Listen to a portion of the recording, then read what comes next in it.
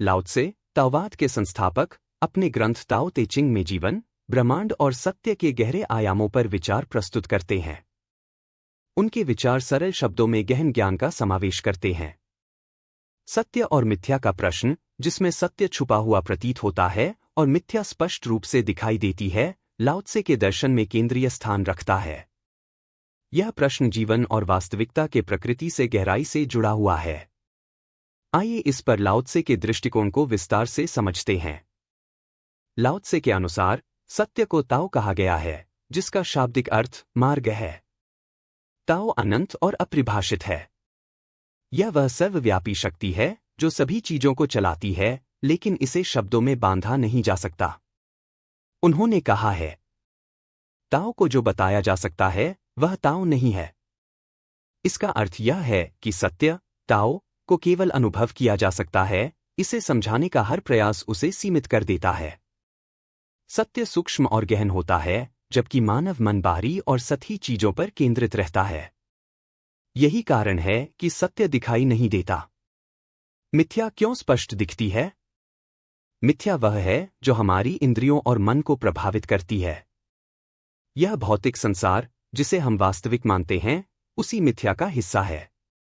लाओ त्से के अनुसार जो दिखता है वह वास्तविक नहीं है, और जो वास्तविक है वह दिखाई नहीं देता। यह कथन इस बात को स्पष्ट करता है कि मिथ्या अपने बाहरी आकर्षण और रूप में हमारी चेतना को बांध लेती है। मिथ्या को हम देख सकते हैं, सुन सकते हैं, छू सकते हैं। यह दृश्य और स्थूल है। हमारा मस्तिष्क उसी पर केंद्रित रहता है जो हमारी इंद्रियों से महसूस हो सकता है। मन की भूमिका। लाओ त्से यह मानते हैं कि हमारा मन मिथ्या को जन्म देता है। मन विचारों, इच्छाओं और भौतिक चीजों के पीछे भागता है। उनके अनुसार सत्य को पाने के लिए मन को शांत करना होगा। मन की अशांति सत्य को धुंधला कर देती है। जब मन इच्छाओं, महत्वाकांक्षाओं और तुलना से मुक्त होता है, तभी वह सत्य को अनुभव कर सकता है। लाओ त्से सरलता और सहजता को सत्य की कुंजी मानते हैं। उनका कहना है कि सत्य जटिल नहीं है, यह बहुत ही सरल और स्वाभाविक है। लेकिन मानव प्रकृति जटिलता की ओर आकर्षित होती है। यही कारण है कि लोग मिथ्या के पीछे भागते हैं और सत्य को नजरअंदाज कर देते हैं। उन्होंने कहा, प्रकृति के नियम सरल हैं, लेकिन मनुष्य उन्हें जटिल बना देता है। सत्य को समझने के लिए ताओ का मार्ग सत्य की ओर ले जाता है। यह मार्ग स्वाभाविकता, विनम्रता और आत्मज्ञान का मार्ग है। ताओवाद के अनुसार बिना प्रयास के सब कुछ प्राप्त होता है। जब हम अपने अहंकार और इच्छाओं को छोड़ देते हैं, तो सत्य स्वतः प्रकट हो जाता है। ताओ की शिक्षा हमें सिखाती है कि सत्य को खोजने के लिए हमें शांत, धैर्यवान और विनम्र होना चाहिए। सत्य को पाने की कोई जबरदस्ती नहीं हो सकती, यह स्वाभाविक रूप से आता है। मिथ्या, जिसे हम अक्सर सत्य समझ लेते हैं, माया का परिणाम है। यह भौतिकता, अहंकार और भ्रम से उत्पन्न होती है। लाओ त्से ने कहा, जब लोग रूप को महत्व देते हैं तो वे सार को खो देते हैं। मिथ्या हमारी इंद्रियों को प्रभावित करके हमें भ्रमित करती है। यह हमें अस्थायी सुख प्रदान करती है, लेकिन अंत में हमें खाली छोड़ देती है। लाओ त्से के अनुसार सत्य को केवल वही व्यक्ति अनुभव कर सकता है जो विनम्र और सरल है।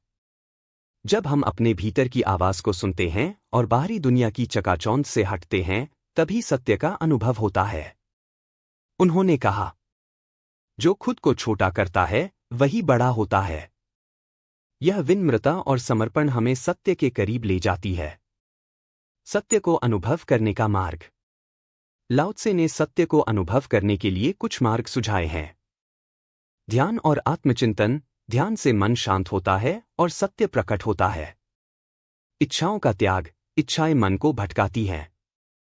जब हम इन्हें छोड़ते हैं तो सत्य स्पष्ट होता है। प्रकृति के साथ सामंजस्य।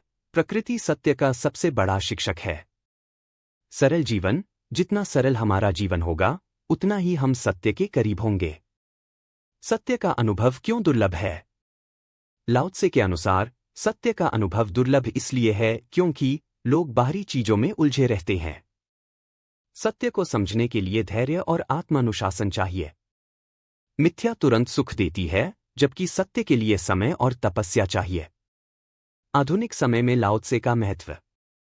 आज की दुनिया में, जहां भौतिकता और दिखावा प्रमुख हैं, लाओ त्से की शिक्षाएं हमें सत्य की ओर वापस ले जा सकती हैं।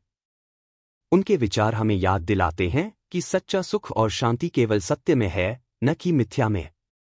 लाओ त्से का दर्शन हमें यह समझने में मदद करता है कि सत्य और मिथ्या के बीच का अंतर मनुष्य की दृष्टि और चेतना पर निर्भर करता है।